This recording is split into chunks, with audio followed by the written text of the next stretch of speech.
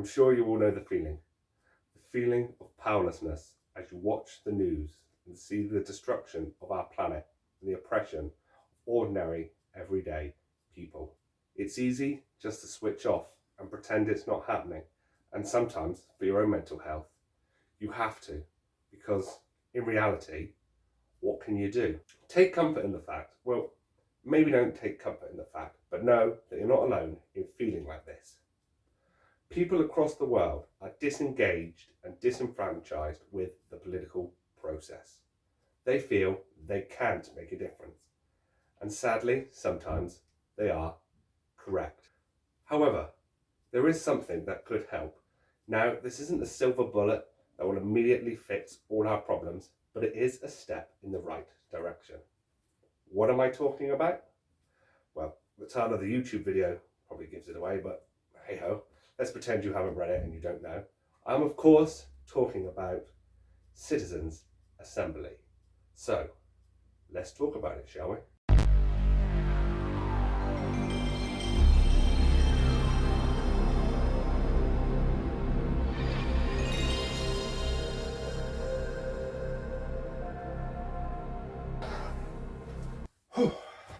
Thought I'd get out of my dressing gown, dress up nice, and I'm going to talk to you. So, what is a citizens' assembly? Well, a citizens' assembly is just that, an assembly of citizens chosen at random. Now, hold on to that random part. We'll come back to that later. These random people are chosen to learn about, deliberate upon, and make recommendation about a single issue or a series of issues. How does it work? Well, it's broken down into 4 stages. Let's have a look, shall we? Firstly, a learning phase, where participants get to know each other and how the assembly works and what its aims are. In this phase, relevant facts about the issue at hand are presented to the participants, who get to ask questions of experts and access background and contextual information. Secondly, during the consultation phase, campaigners from each side get to present their arguments and be questioned on them. Sometimes the Assembly might run a public consultation during this phase to understand what the broader public thinks about the issue. Thirdly, the participants deliberate amongst themselves, discussing which arguments they found convincing and which they saw straight through. Generally, Assembly members will make recommendations at the end of this phase. Then, finally, decisions. Assembly members are taken through a step-by-step process in order to draft a report on their recommendations.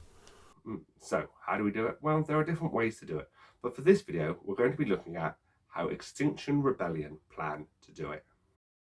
A large database of UK residents is identified. A certain number of these people are randomly selected from the database and letters of invitation are sent out. The invitation explains the task and provides details about logistics, including dates, location, accommodation, available support for travel, and honorarium. Interested citizens complete a form either online or via free phone, providing basic socio-demographic criteria to the coordinators. A specific team within the coordinators contacts those selected and provides support in order to ensure their attendance, giving information and reassurance, organising travel, offering support for caring responsibilities, and so on. The coordinators select assembly members using a process called stratified random sampling. What can they be used for? Well, they can be used for most things. They can be used for huge things like the existential crisis that is the climate emergency, or small local matters like roadworks or where to build houses and the like. Let's have a look at Ireland, for example, who used the Citizens' Assembly to help break the deadlock on Article 8 of their constitution that made abortions illegal. Through the Assembly, they were able to come together and agree to hold a referendum. They ended up legalising abortions. In fact, they've even been used in my country of the UK. They used Citizens' Assembly to help decide on the use of GM crops. Are they effective? Well, they're only as effective as the government makes them. They are, of course, advisory and are not binding on the government, so the government could choose to just ignore it. Let's be fair, we live in a democratic country and the government would probably be forced to adhere to the findings of the Citizens' Assembly through public pressure. I mean, look at Brexit. That was an advisory referendum and, well, look where we are now. With all that in mind, what are some of the shortcomings of a a citizens' assembly? 1. Cost. Yes, it will cost money, but the government already spend lots of money on private consulting fees and that. At least this way, it's going to the public. Not only that, but take, for example, the issue of climate change. It will cost loads more to just ignore climate change than it would to actually take action. So in that regard, for things like that, it's actually a cost-saving measure rather than an expense. 2. Complexity. Something like this is complex. Of course it is. You need advisors, you need experts, you need to be able to get hold of people, make sure they come, all of those things. Besides, only by starting a project like this and working on it can we find out what the problems are and learn to fix them and improve them. 3. Time. It will, of course, take a lot of time.